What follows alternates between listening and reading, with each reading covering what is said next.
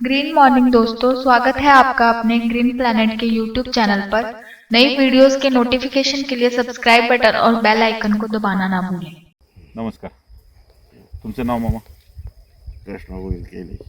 तर आज 26 जानेवारी आहे आणि आपण तुमच्या गहू इकडं राजमा आहे, पलीकडं पण राजमाचा प्लॉट आहे. साधारण 15-20 दिवसाच्या अगोदर जवळ या भाऊ, जवळ या जवळ.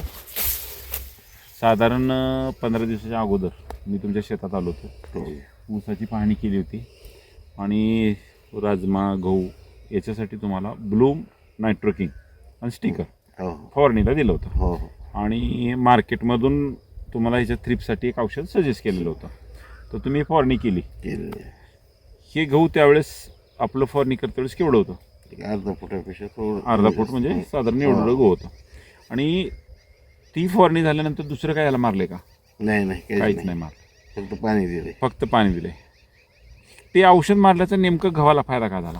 गव्हाची ठुशी मोठी पडली, उंची वाढली. हे ठुशी मोठी आहे, उंची हाईटला पण चांगलं वाढले, जवळपास 1 फूट वाढले 15 दिवसामध्ये.